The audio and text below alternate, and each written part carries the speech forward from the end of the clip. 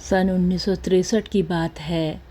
लखनऊ में सूरज नारायण मल्होत्रा के घर बाबा विराजमान थे। उसी समय 80-84 वर्ष के नसीर अली, जो पुलिस विभाग से सेवानिवृत्त उप निरीक्षक थे और लंबे समय से बाबा के भक्त बने हुए थे, बाबा से मिलने पहुँचे।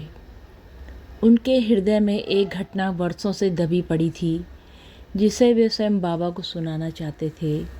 बाबा ने पहले तो उंगली होठों पर रखकर संकेत किया, चुप रहो, ज़रूरत नहीं है। परंतु भक्ति और भावना से भरे नसीर अली अपने को रोक न सके। वे उल्लास और कंपन से भरी आवाज़ में कथा सुनाने लगे। नसीर अली बोले, बाबा, बहुत वर्ष पहले जब मैं जवान था, तब एक गांव के थाने का प्रभारी हुआ करता था। एक दिन जांच पड़ताल के सिलसिले में मुझे काफ़ी दूर जाना पड़ा। देर रात करीब 11 बजे मैं थाने लौटा। मैंने मुखिया हेड कांस्टेबल से दिन भर की रिपोर्ट पूछी। उसने बताया कि धारा 109 के अंतर्गत एक आदमी को बंद किया है।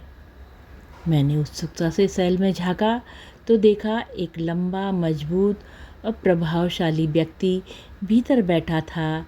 मैं घर चला गया और भोजन कर चैन की नींद सो गया। सुबह तड़के ही मेरे दरवाजे पर जोर की दस्तक हुई। 2 सिपाही जो रात की ड्यूटी पर थे, कांपते हुए खड़े थे। उनके चेहरे पीले पड़े हुए थे और दोनों नौकरी छोड़ने पर अड़े हुए थे।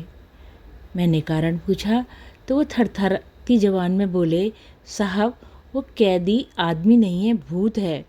रात भर वो सेल के बाहर आता जाता रहा और जैसे ही बाहर निकलता, ताला और दरवाज़ा अपने आप खुल जाते और जब लौटकर भीतर बैठता तो दरवाज़ा अपने आप बंद हो जाता था। उनकी बात सुनकर पहले तो मैं हंस पड़ा, परंतु मन में कुछ संशय भी उठ खड़ा हुआ। भोर होते ही मैं तुरंत थाने पहुंचा। वो आदमी भीतर बैठा मिला।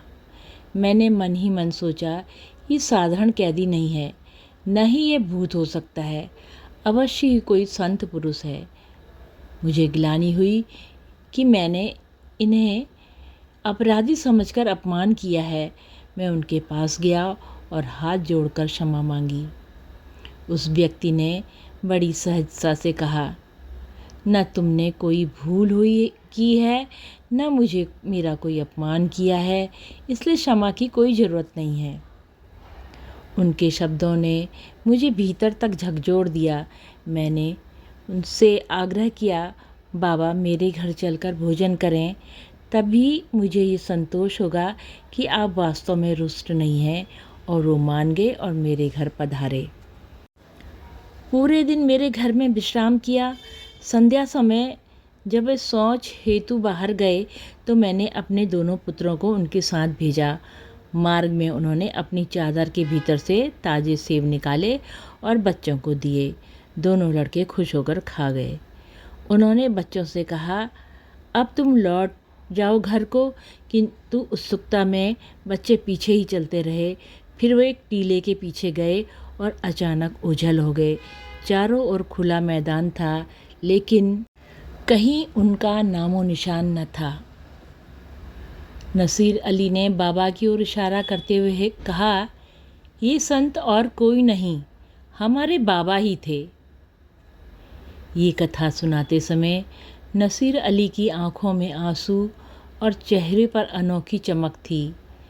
वे आगे बोले, उस दिन के बाद से बाबा ने मुझ पर विशेष कृपा की। वे हर साल 1-2 बार मेरे घर आते। जब भी मैं किसी संकट में होता, बाबा स्वयं मेरी रक्षा करते।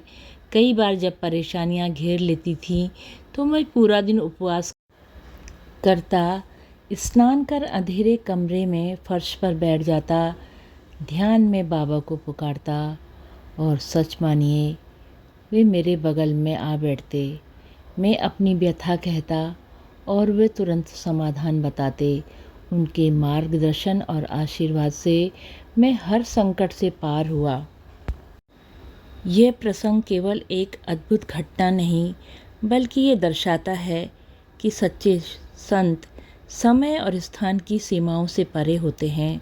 साधारण लोगों के लिए जो चमत्कार है उनके लिए वह सहज स्वभाव होता है।